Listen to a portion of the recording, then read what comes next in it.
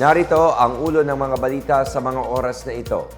Mga ahensya ng gobyerno inatasang maghanda ng maaga para sa hugupit ng super typhoon na posibleng maranasan sa bansa mula bukas ng gabi. Philippine Navy naglunsad ng ikatlong landing dock sa Indonesia bilang hakbang sa pagpapalakas ng kanilang naval capabilities. National Commission of Senior Citizens at Land Bank gagawing digital ang pamamahagi ng cash gift para sa mas mabilis na proseso.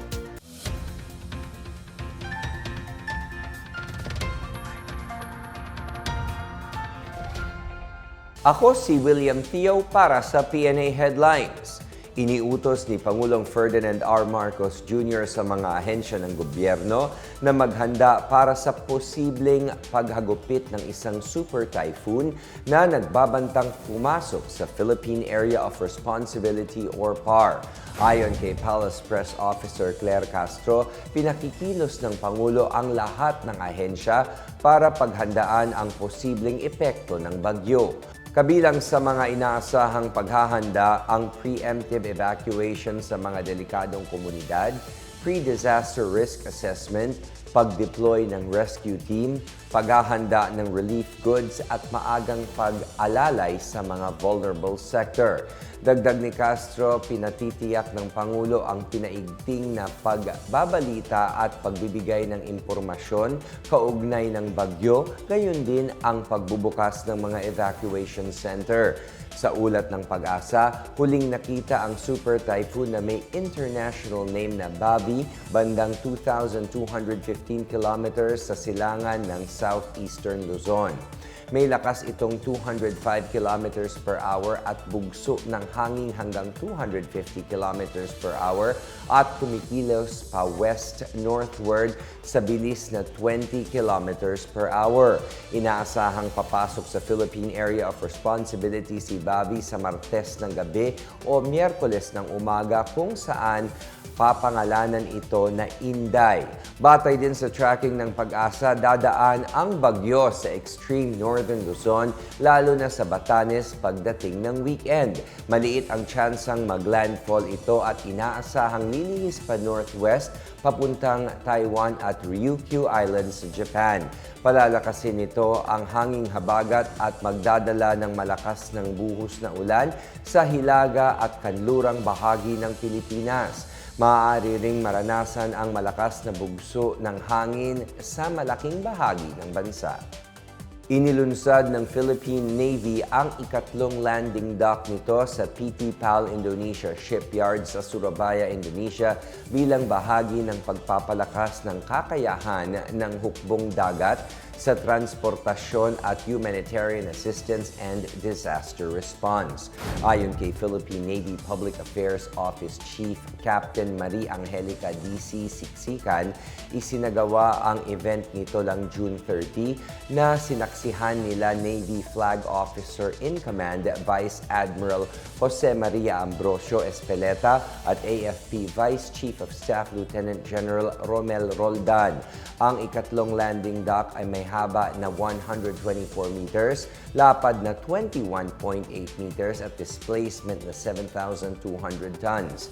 Mayroon din itong maximum speed na 60 knots at range na mahigit 9,000 nautical miles. Tatawagin itong BRP Ilocos Norte at magiging operational sa loob ng taong ito.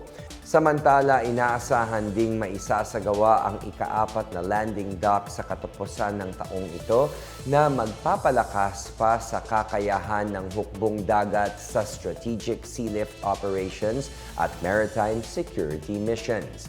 Ang launching ay tumutukoy sa proseso ng paglipat ng isang barko sa dagat sa unang pagkakataon bago ito opisyal na maglayag.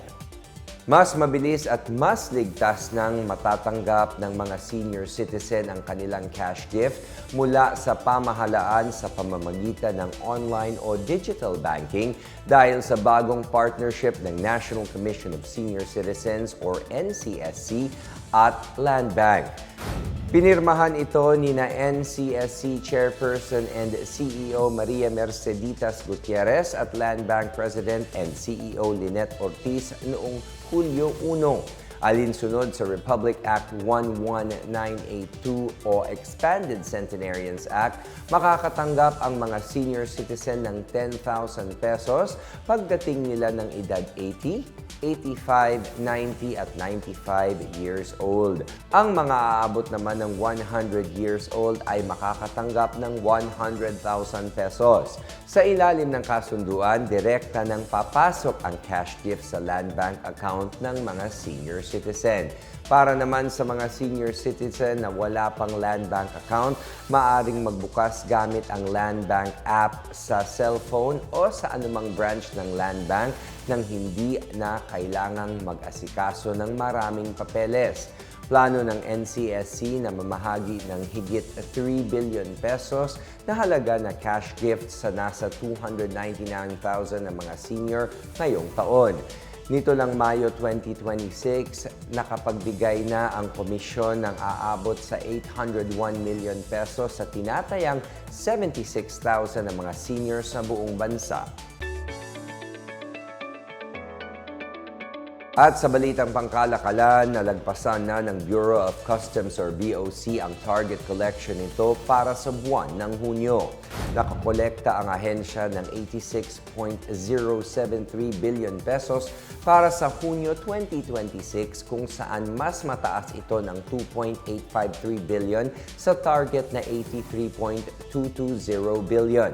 Sa kabuuan, umabot na sa 491.748 billion pesos ang koleksyon ng BOC mula Enero hanggang Hunyo ngayong taon. Mas mataas din ito ng 7.2% kumpara sa 458.771 billion pesos na koleksyon sa kaparehong panahon noong 2025. Ayon kay BOC Commissioner Ariel Nepomuceno, ang malakas na performance ng ahensya ay dulot ng kontribusyon ng 17 collection districts, mas pinaigting na customs enforcement, trade facilitation, compliance measures at patuloy na modernisasyon sa sistema at proseso. Samantala, nag-aalok ang AirAsia Move ng mga piling international flight sa halagang 777 pesos bilang parte ng kanilang 7/7 sale. Ayon sa app, ang 777 pesos ay one-way base fare para sa piling mga biyahe papunta sa ilang destinasyon sa Asia. Available ang mga discounted fare patungong Tokyo, Japan, Seoul, South Korea at Hanoi, Vietnam sa loob ng iba't ibang araw mula 10 a.m. hanggang 11 a.m. simula ngayong July 6 hanggang July 8. Tatagal naman ang travel period ng promo mula September hanggang November 2026. Maaari ring makakuha ng karagdagang discount ang mga gumagamit ng AirAsia Move app kapag nag-book ng flight at hotel sa pamamagitan ng app. Ang AirAsia Move ay ang official digital travel booking at lifestyle application ng low-cost airline na AirAsia. At yan ang pinakabago at pinakamainit na balita sa mga oras na ito, hatid sa inyo ng PNA Headlines. Para sa iba pang mga balita at impormasyon, bisitahin lamang ang aming website pna.gov.ph o ang aming Facebook at X account na Philippine News Agency. Mapapanood din ang PNA Headlines sa pamamagitan ng link sa website ng News and Information Bureau sa ilalim ng PNA News at sa YouTube account ng Philippine News Agency. Ako po si William Theo at ito ang PNA Headlines, naghahatid ng mga balitang nagbubuklod sa bagong Pilipinas.